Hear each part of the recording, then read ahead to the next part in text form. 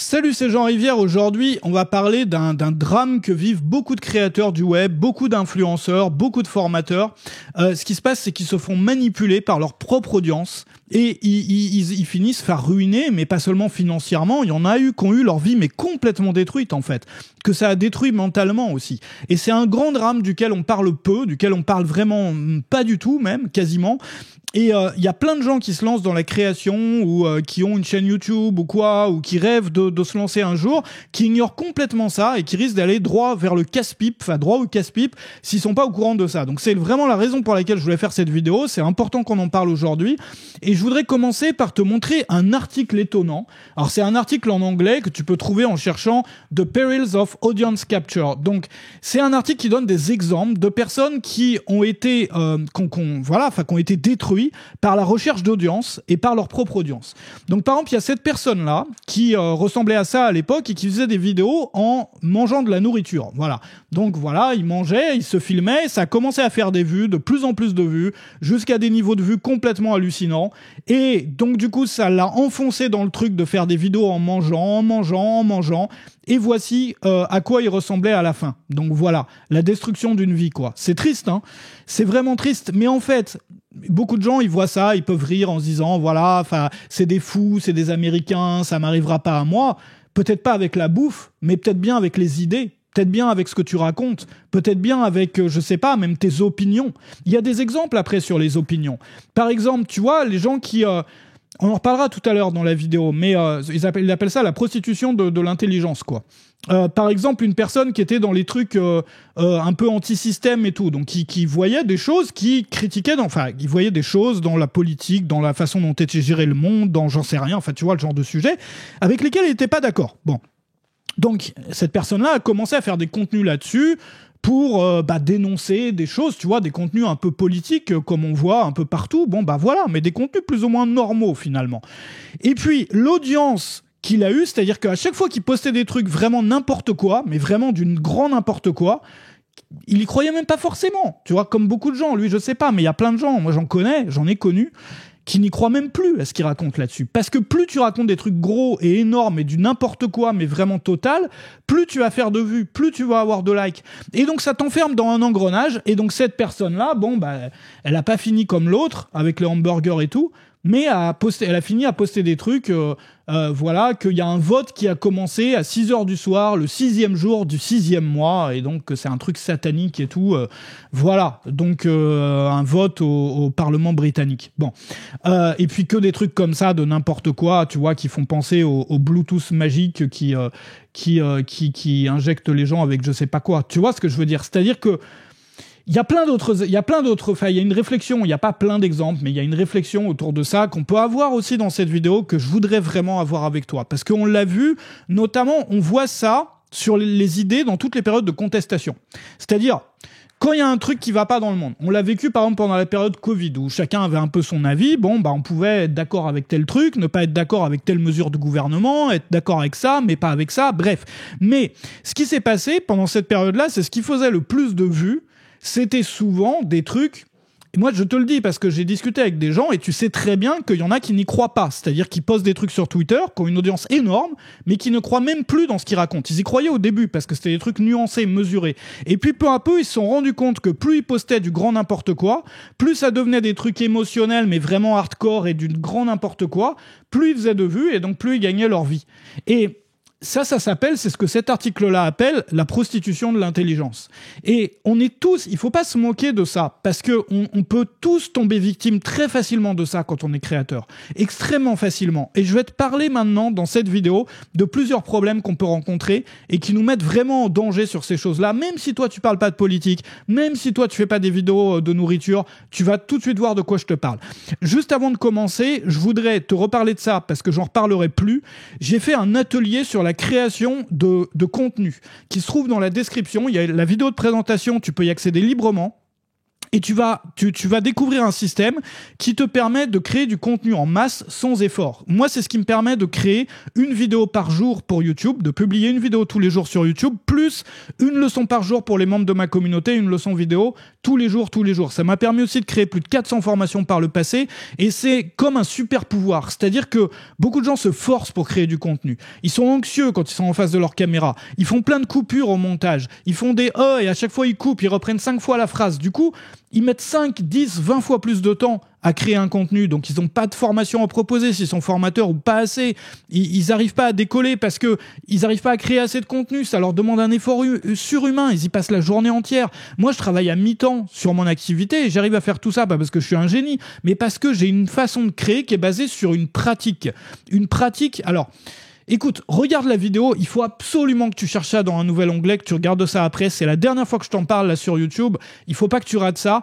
Ça s'appelle le système ultime pour créer du contenu sans effort. Il y a même une phase d'entraînement. Si pour toi c'est nouveau, t'as jamais créé de vidéo et tu voudrais t'entraîner, et ben il y a un super système d'entraînement avec un programme par semaine et tout. Enfin, regarde ça parce que ça va vraiment t'aider. C'est une approche qui va à l'opposé de tout ce qu'on peut entendre ailleurs. C'est pas basé sur la force, donc se forcer, ni sur la motivation. C'est basé sur sur une pratique qui t'apporte un équilibre dans tes journées, tu vas te sentir bien accompli, tu vas être heureux de faire ton truc, tu vas être fier de toi quand tu auras fait tes vidéos. Enfin, on renverse complètement la balance. Donc regarde ça, c'est dans la description, charge-le déjà dans un nouvel onglet.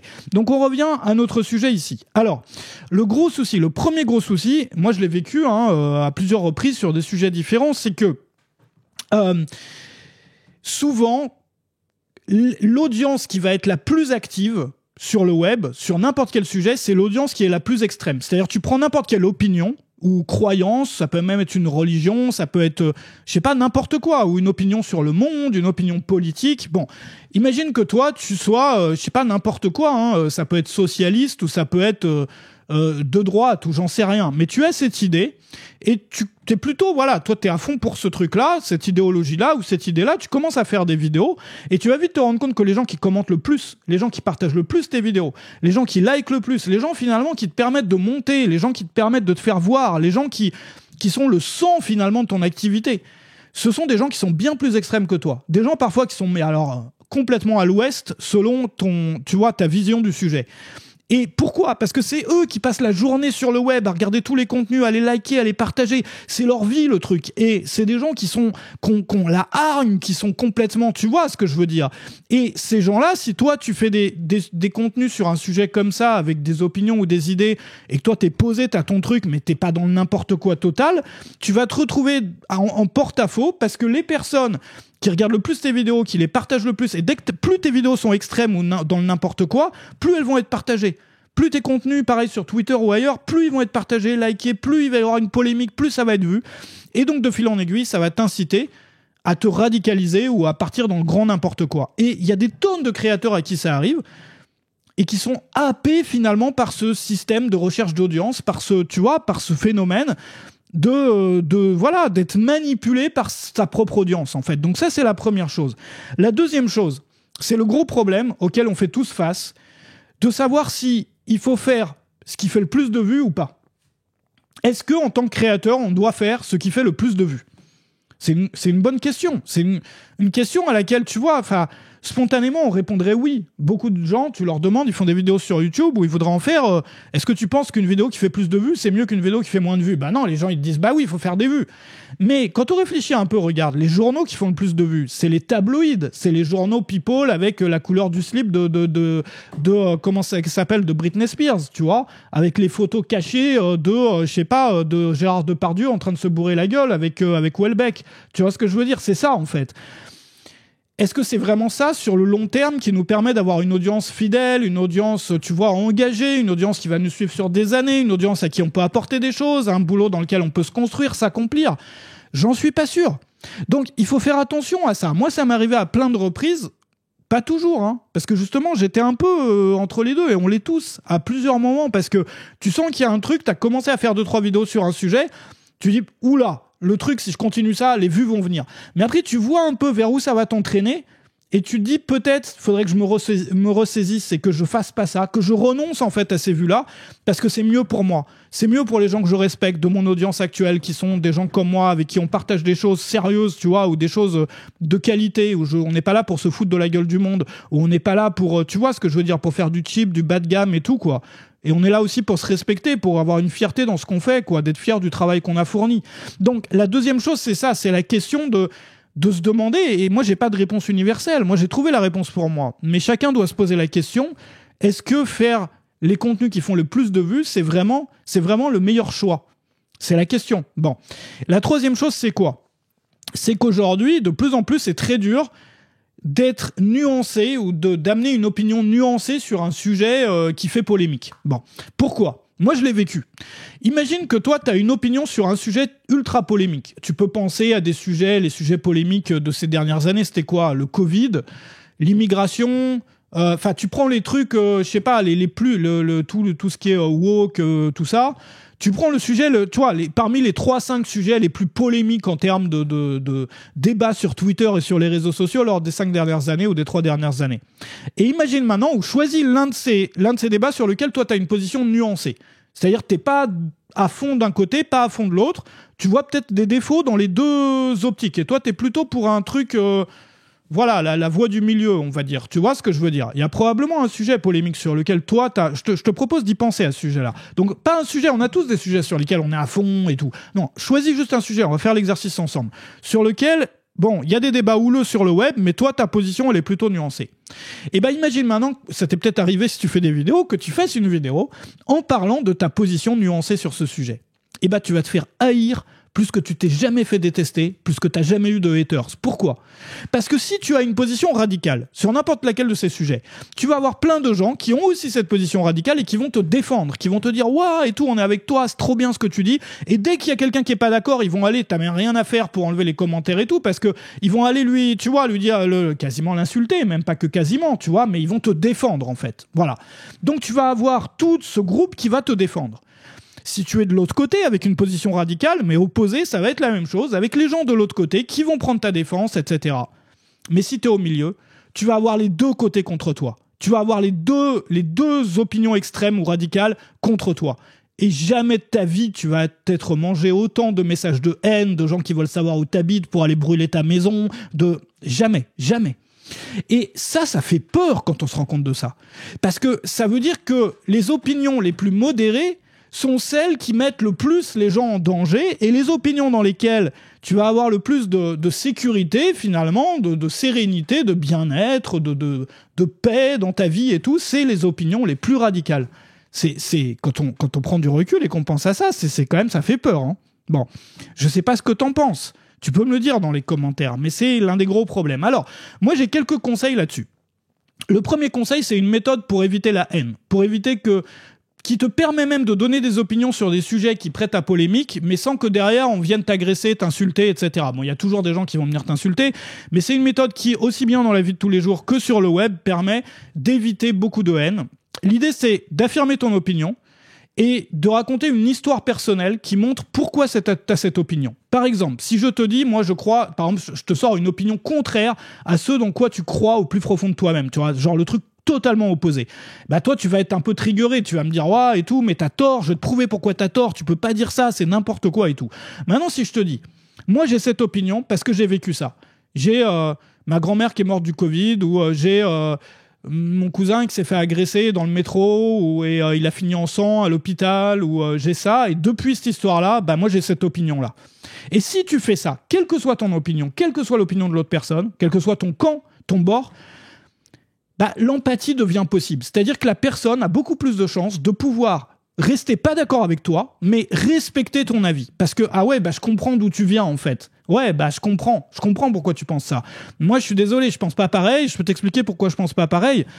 Mais, ouais, c'est chose qui est arrivée. Tu vois ce que je veux dire? Quand tu fais ça, il y a une compréhension qui peut s'installer, et il y a un vrai débat, une vraie discussion posée et intelligente, qui est pas de l'ordre de l'insulte et de la haine, qui peut vraiment s'installer. Donc, donne ton opinion et raconte une histoire personnelle qui explique pourquoi toi t'as cette opinion. Un truc qui t'a marqué, un truc qui a laissé des séquelles, des traces.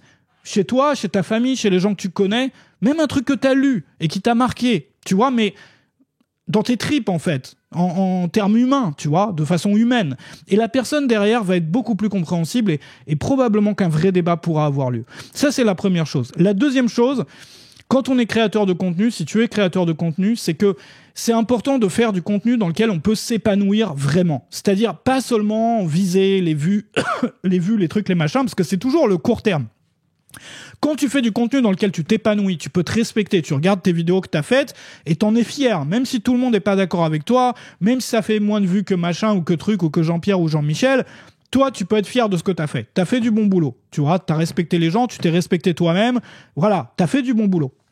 Quand tu fais ça, le gain à long terme, il est énorme. Parce que tu vas accumuler une audience fidèle de personnes qui, même si tu as des passages à vide ou parfois tu racontes, tu as des périodes, moi j'en ai eu des périodes un peu difficiles dans ma vie où j'ai un peu raconté parfois des trucs qui sortaient de nulle part. Un peu, voilà, enfin, mais même avec ça, les gens vont continuer à te suivre et tu vas avoir comme une famille de fans, tu vois, un groupe fidèle. Et ça vaut mieux que toutes les vues que tu peux avoir sur le court terme et qui se reproduiront pas le lendemain parce que c'est un truc lié à un effet de mode ou quoi. Et donc, quand tu te respectes et que tu respectes les gens, tu peux t'inscrire sur le long terme, enfin, inscrire ton activité sur le long terme et ça vaut tout l'or du monde, quoi. Voilà. Alors, ce que je te propose pour continuer, c'est de regarder dans la description le système ultime pour créer du contenu sans effort, qui va t'apprendre en fait à mettre tout ça en pratique, c'est-à-dire à créer du beau contenu sans te forcer, sans devoir... Toi, quand on se force, quand on se motive, c'est qu'on n'a pas envie de le faire. Moi, je vais t'apprendre à avoir envie de le faire.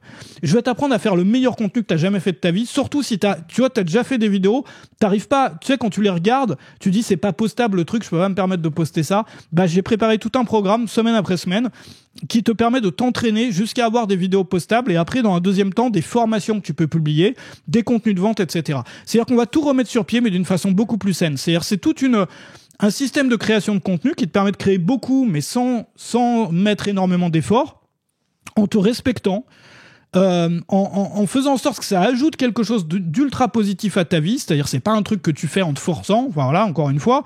Et vraiment, regarde ça. Regarde au moins la vidéo de présentation qui explique qui explique vraiment les bases du système, qui se trouve dans la description. Puis si tu veux continuer derrière, il y a un atelier auquel tu peux accéder soit de façon indépendante, soit en rejoignant Web Marketing Junkie. Mais il y a déjà beaucoup d'infos dans la vidéo qui est publique, la vidéo de présentation. Donc n'hésite surtout pas à regarder ça.